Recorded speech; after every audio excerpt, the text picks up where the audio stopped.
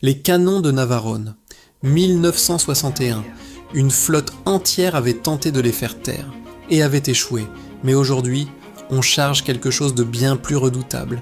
21 faits stupéfiants que même les fans les plus acharnés n'ont jamais vu venir. Des caméos royaux, des castings catastrophiques, des accidents mortels sur le tournage, et un fait bonus à la toute fin qui relie ce monument de guerre à l'une des plus grandes légendes du rock. Abonnez-vous, likez, dites-nous en commentaire quel est votre moment préféré du film. En avant, numéro 1, la presse les surnomma l'escouade des vieux briscards. Quand les journalistes britanniques mirent la main sur les premières informations de production, ils ne virent pas une épopée héroïque. Ils virent quelque chose de bien plus comique.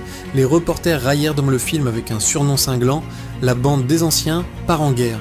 Gregory Peck avait 44 ans, David Niven en avait plus de 50, Anthony Quinn en avait 46. Dans la réalité, les saboteurs de guerre avaient généralement la vingtaine, agiles, rapides, d'une jeunesse effrayante. Mais le producteur Carl Foreman ne sourcilla pas. Il voulait des visages en qui le public avait confiance, pas du réalisme à tout prix. Et le pari fut gagné. Cette escouade de vétérans livra l'un des films de guerre les plus palpitants jamais produits, prouvant que c'est le poids du regard, non celui des biceps, qui vend vraiment le danger d'une mission impossible. Numéro 2. Navarone n'a jamais existé. Voilà le secret que le prologue ose presque vous mettre sous le nez. Navarone est entièrement fictive. La narration dramatique de l'ouverture la fait passer pour de l'histoire documentée, mais aucune île grecque ne s'appelle Navarone. Jamais il n'y eut de forteresse allemande équipée de canons géants. Alistair MacLean construisit tout cela depuis son imagination, mais s'inspira librement de la vraie bataille de Léros en 1943, au cœur de la violente campagne du Dodécanèse. Léros possédait effectivement d'imposantes pièces d'artillerie côtière, d'abord italiennes, puis saisies par les Allemands. MacLean réécrivit simplement la cuisante défaite alliée de l'histoire en une éblouissante victoire de fiction. Si vous vous êtes déjà demandé pourquoi aucun musée sur Navarone n'existe, c'est parce que l'île, elle, n'a jamais existé. Numéro 3. La falaise fut filmée à plat sur le sol. Cette scène d'escalade terrifiante qui fit agripper les accoudoirs à toute une génération était une escroquerie cinématographique d'une ingéniosité totale. J. Lee Thompson ne suspendit pas ses acteurs à une vraie paroi rocheuse. La production fit peindre la falaise entière sur un immense décor de fond, puis le coucha à plat sur le sol du studio. Gregory Peck, Anthony Quinn et le reste de l'équipe ne grimpaient pas vers le haut. Ils rampaient latéralement sur le plancher pendant que la caméra inclinée créait l'illusion d'une ascension quasi verticale. Faux vent, eau projetée, éclairage savamment calculé. L'une des séquences les plus oppressantes du cinéma se déroulait au niveau du sol, c'est l'un des effets pratiques les plus astucieux de son époque, dissimulé en pleine lumière depuis plus de 60 ans. Numéro 4. Cary Grant fut jugé trop vieux.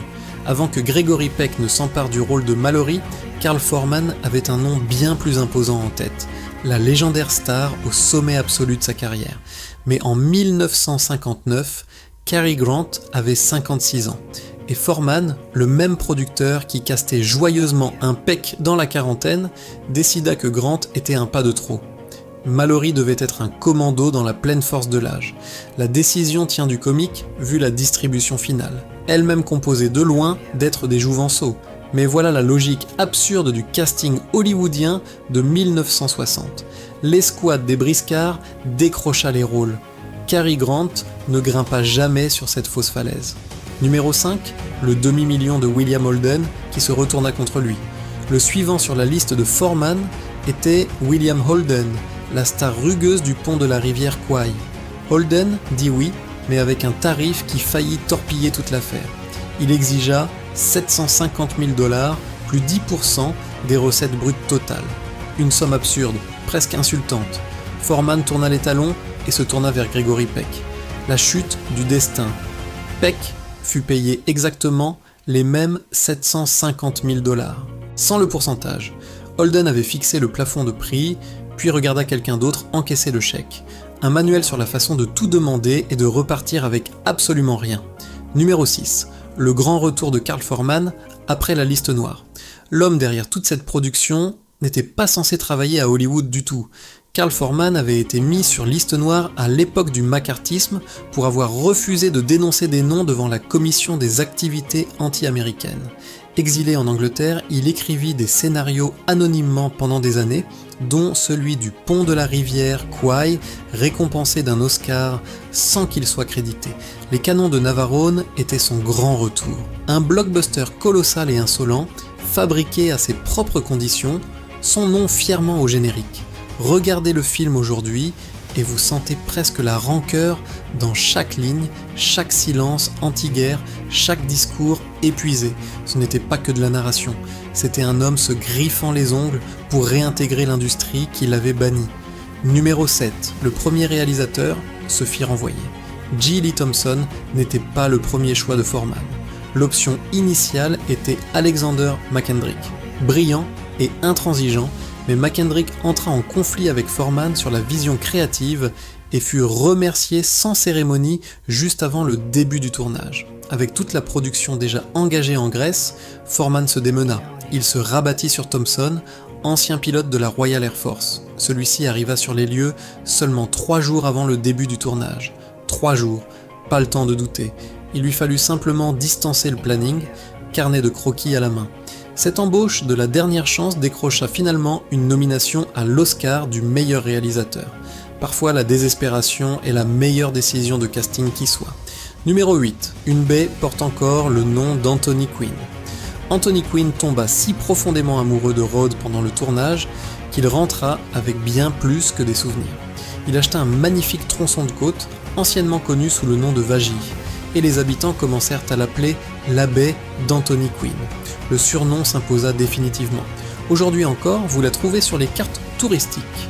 Envahie chaque été par des visiteurs nageant dans les mêmes eaux dont Quinn était tombé amoureux en 1960. La baie déclencha même un long litige sur la propriété après sa mort, sa veuve se battant contre les autorités grecques pendant des années. Mallory et Stavros étaient fictifs. Quinn, lui, laissa une empreinte permanente gravée dans le littoral. Numéro 9. 1000 soldats grecs jouèrent les nazis. Voilà une ironie cinglante. Les Allemands que vous voyez envahir les rues de Navarone n'étaient pas des acteurs allemands. Le gouvernement grec prêta littéralement à la production environ 1 millier de vrais soldats grecs, habillés en uniforme de la Wehrmacht, la même nation qui souffrit atrocement sous l'occupation nazie dans la réalité, peupla l'armée nazie à l'écran. Certains des soldats les plus âgés avaient même vécu l'occupation réelle. Marcher dans ces uniformes à travers leur propre pays devait constituer une expérience étrange, presque impossible à décrire. Numéro 10. David Niven était le vrai de vrai. La plupart du casting jouait des soldats. David Niven, lui, était un soldat qui jouait le jeu. Durant la Seconde Guerre mondiale, il servit dans les commandos et dans une unité de reconnaissance spéciale opérant derrière les lignes ennemies, le GHQ Liaison Régiment, connu sous le nom de Phantom. Il n'en parlait presque jamais publiquement. Niven détestait les histoires de guerre racontées par ceux qui n'y étaient pas. Quand il joua le caporal Miller, épuisé et sarcastique, il ne jouait pas depuis des recherches. Il canalisait quelque chose qu'il avait réellement vécu.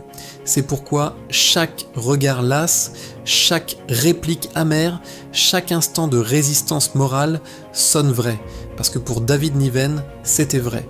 Numéro 11. Gregory Peck ne parlait pas un mot d'allemand.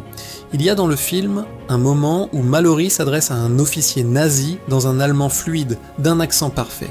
Sauf que Gregory Peck ne parlait pas un mot d'allemand, pas un seul. Ses répliques sont intégralement doublées par l'acteur de voix Robert Rietti.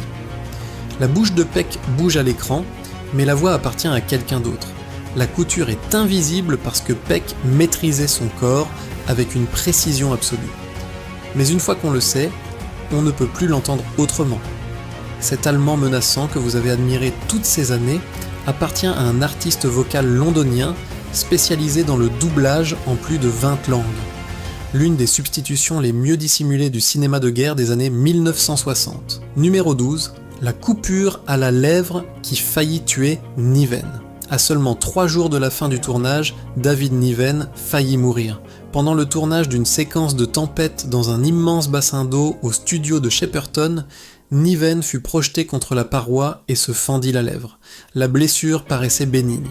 Elle ne l'était pas. En quelques jours, il développa une septicémie foudroyante que les médecins ne parvinrent pas à identifier immédiatement. Toute la production s'immobilisa pendant près d'un mois.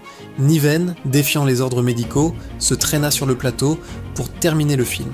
La rechute qui s'ensuivit le cloua à l'hôpital pendant 7 semaines. Il frôla la mort pour un film de guerre. Regardez la toute dernière scène.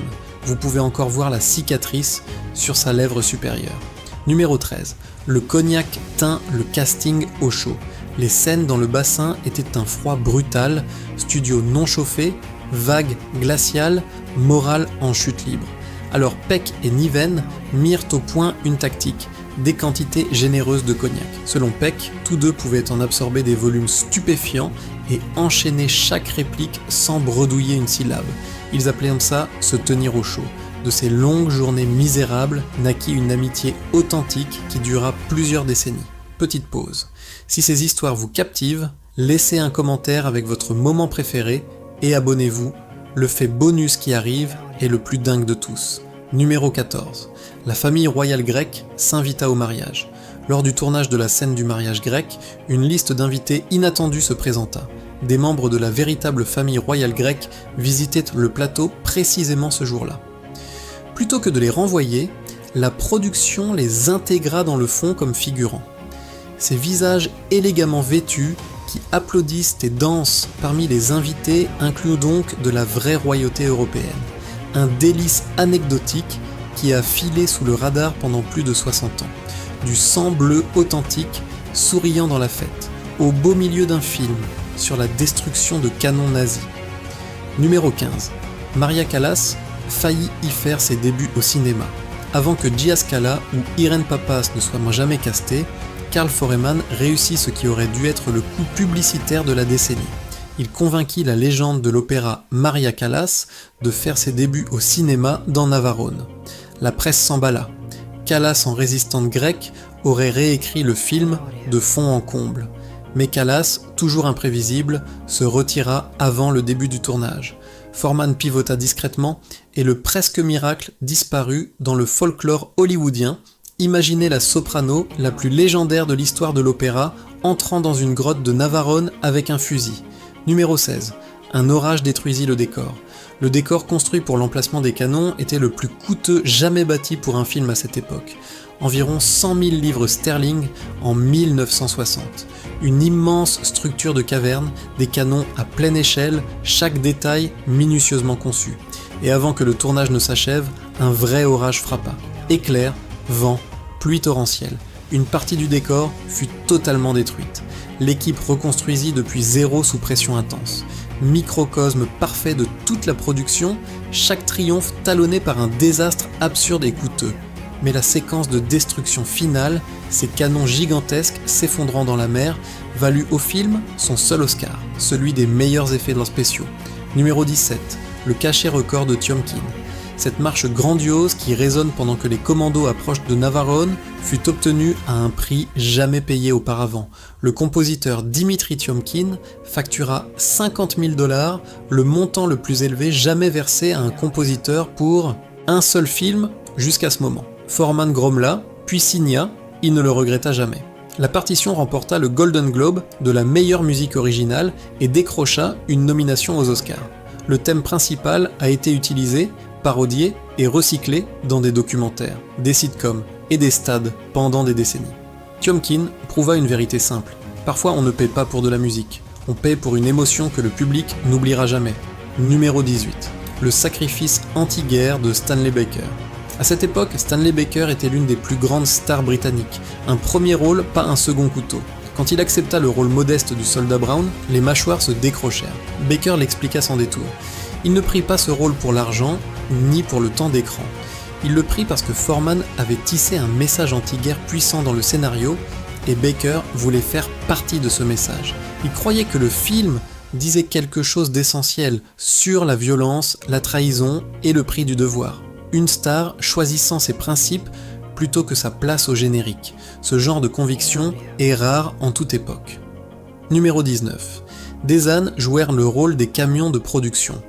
Filmer sur road signifiait filmer là où aucun camion n'aurait pu aller.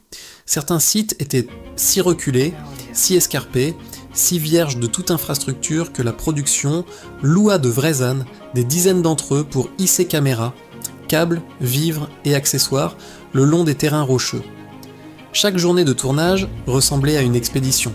Le budget enfla, mais les paysages à couper le souffle du film final portent encore la marque de cette sueur. C'est l'une des raisons pour lesquelles Navarone paraît encore intemporel quand tant de films de guerre de la même époque, confinés en studio, semblent aujourd'hui figés et artificiels.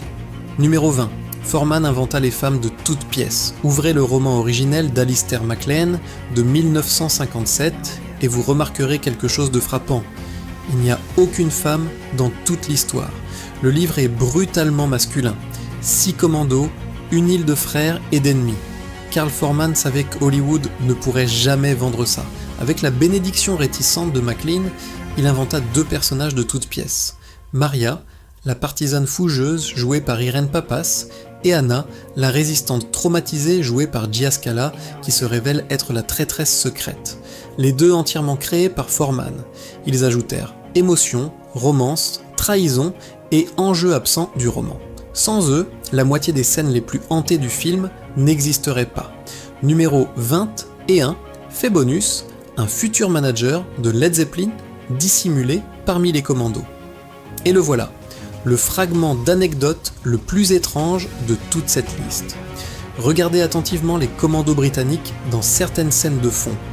L'un de ces soldats non crédités en uniforme complet n'est autre que Peter Grant. Le même Peter Grant qui, quelques années plus tard, deviendrait le légendaire et redouté manager de Led Zeppelin. L'homme qui remodela toute l'industrie du rock, l'ancien videur devenu mogul qui bâtit l'empire derrière Stairway to Heaven. Avant tout cela, Grant grattait sa vie comme acteur de second plan dans les productions britanniques des années 1960. On le retrouve aussi comme membre d'équipage sur le Titanic dans Une nuit à se souvenir et comme garde du palais dans Cléopâtre. La prochaine fois que vous regarderez les canons de Navarone, souvenez-vous que quelque part parmi ces visages sombres du fond se cache un futur titan du rock, dissimulé en pleine lumière.